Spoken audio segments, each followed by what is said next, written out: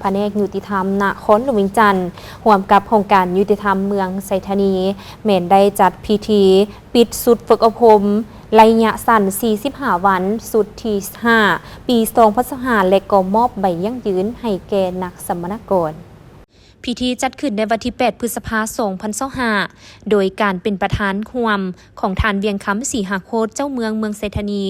ปริญญาเอกภูธรแก้วดวงมณีหัวหน้าแผนกยุติธรรมนครหลวงมีทานนางคำไพไสยวงศ์หัวหน้าองค์การยุติธรรมเมืองไซธานีแขกถึกเชิญตลอดฮอดครูอาจารย์และสัมมนากรเข้าร่วม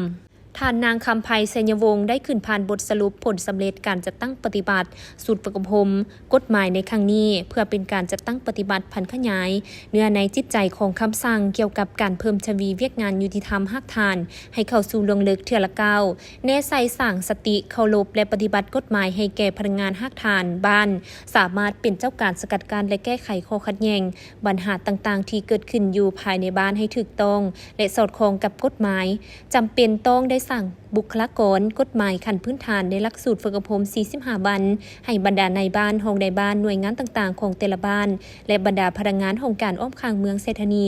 เป้าหมายจะสั่งเป็นผู้สืบทอดในอนาคตต่อหน้า